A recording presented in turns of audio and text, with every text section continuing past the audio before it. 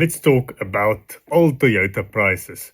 Now, I am a big Toyota fan, but this is just insane. So I've seen two of these HJ45 Cruisers at WeBuyCars. I've saved this one to keep an eye on where the price lands. I think both of them started around 350,000 Rand. I don't know if the other one was sold. I can't remember which branch it was, but then I saw this one come up for auction today, and it ends in 13 minutes. So I'll at the end of the video, we'll watch the auction run out, but I don't think anyone's going to buy it, and I'll show you why. Now, this HJ45 looks brand new, but it's because it was totally resprayed. It looks like a lot of work was done on it cosmetically, new tires, new wheels, new parts all over. Not all over, hold indicators, that's not working in the report. But it's built up in 2019, and a lot of work was clearly put into this. And I think whoever did this probably spent more than what WeBuyCars is asking for it at the moment. Now, it's weird how these cars that are collector items end up at WeBuyCars. I don't know how that happens, but I have my suspicions, and I'll share that with you in this video because I also had one of these. I had a Troopie that was built at Miano from new. It was a one owner since new vehicle. I made a video on it.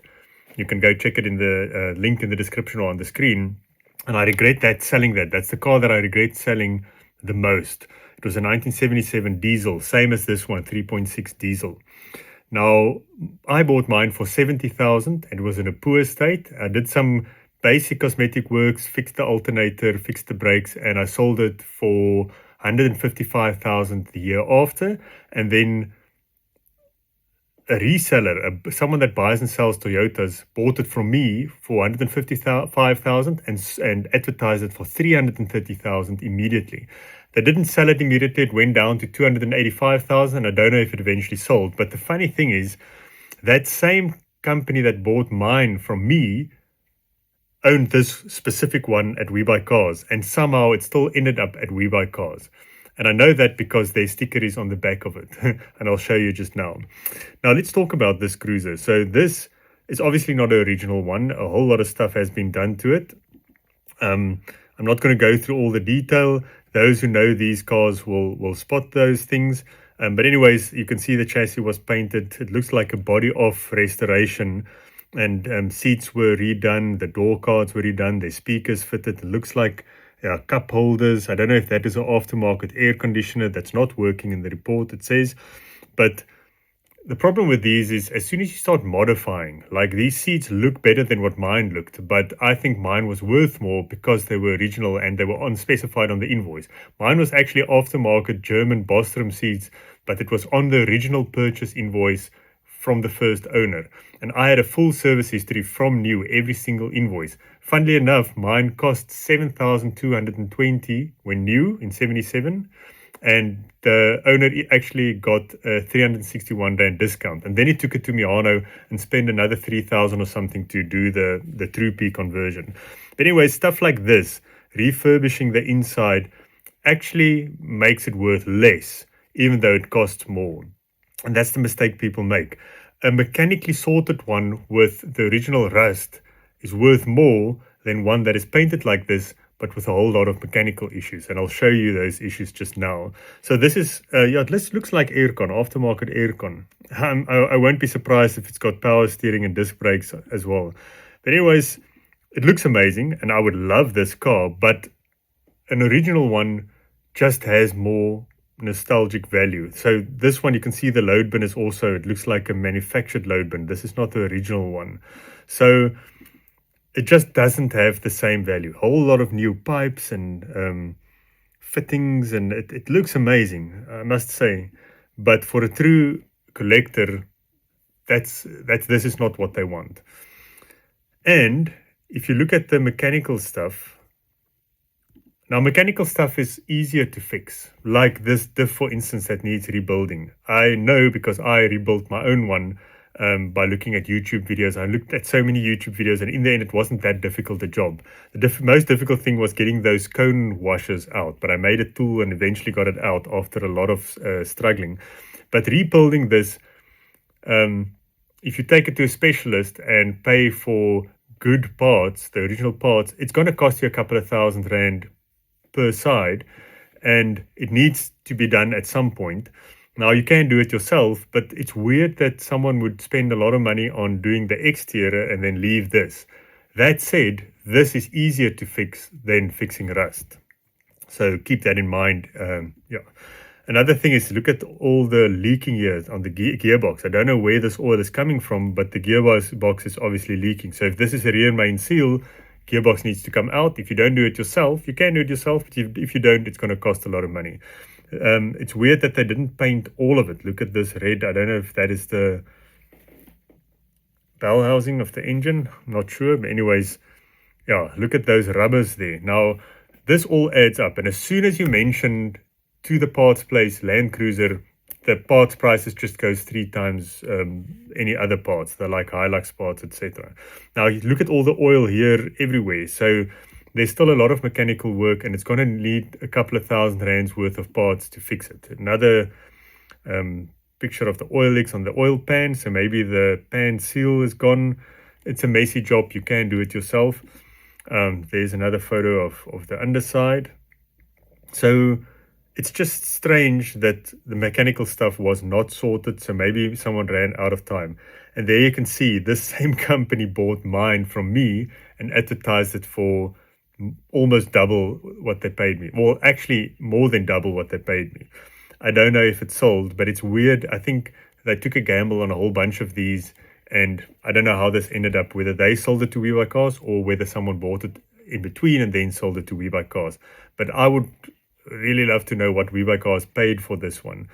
And that just brings me to the crazy prices we see for Toyotas these days. And you always see this, I don't know what they call it, but when the dealers or someone pre-orders some Toyotas that's coming out soon, and then they sell it for more when it's officially launched. And I'll make a separate video on that once I've done some research. So if you have any information on how that works, I'll show you an example just now. Please let me know. Email me at francois@greaseandgravel.com so I know what I'm talking about. But I've seen it so many times.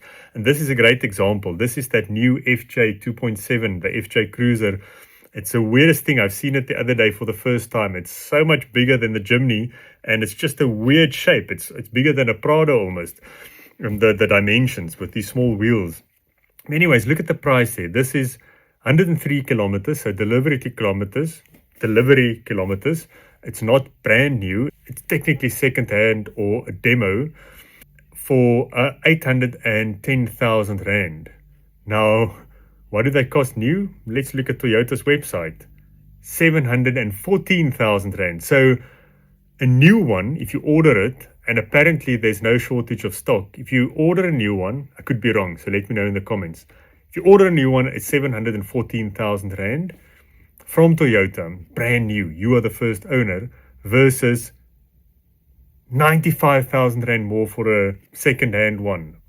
Now, yes, it's only 100 kilometers, but why would you buy the same thing from a dealer for 100,000 more? Is this a Toyota dealer even? No, it's not. So this dealer just ordered one and now wants to sell it for 100,000 more. Now, who in their right mind would do this instead of just going to Toyota? And yes, they advertise it as the GX.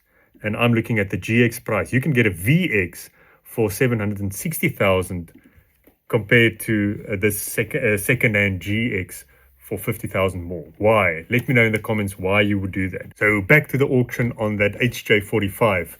HJ is the designation for the diesel ones. The FJ45 was the petrol one. And this one is the 3.6 with the 1H engine, the first one. And then later on it became the 2H. I think that was 3.9 liters. And I had this exact one, the 1H. And it was such an awesome car. We did a 4,000 kilometer road trip. I averaged 8.6 kilometers per liter. Some people with new 4.5 V8 cruisers, new ones, R1 million cars, complained about their fuel consumption, and I got 8.6 kilometers per liter. Everyone wanted to know when they saw us next to the road. Now, obviously, I only did 90 kilometers per hour because it had drum brakes in the front, which was super dodgy, and that was the main reason why I didn't go faster. But it was just the best car ever. It's mechanical, the pump is mechanical, so once you've started the car, you can remove the key from the ignition, you can remove the battery from the car, it just keeps running. How you would kill the engine was there's a knob on the dashboard. I don't know if this one has it, one of those knobs, and you pull that out and it cuts the airflow to the intake, and that stalls the car. So if you wanted to, you could keep that lever pulled out, and then the car won't start. So if someone tried to steal your car and they didn't know, it wouldn't start. You had to push it back. So I loved the fact that it was just mechanical, nothing much that can go wrong. The only problem that I experienced was all the parts are just double the price compared to a Hilux, for instance, or even a Prado. It's just so much more expensive because it's a Land Cruiser. But I think there's a reason for it. Land Cruisers are just built tough. Anyways, 1 minute left for this auction. Let's see what happens. So 15 seconds to go, no bids yet. I don't think it's going to sell. If I were to bid on this, what I would have done is I would still not bid on it, and I'll wait for the going, gone. So you'll see now it's 4 seconds to 2, 1, and then the auction doesn't end immediately. It goes to going, gone for another 59 seconds.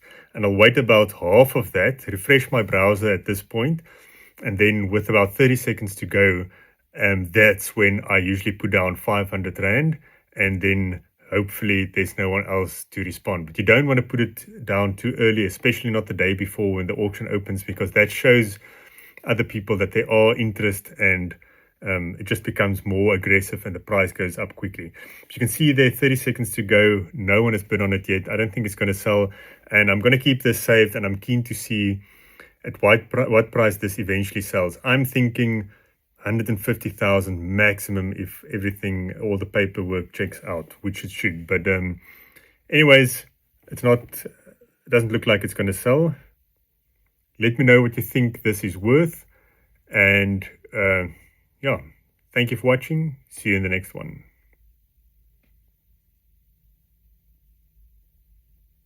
Not sold.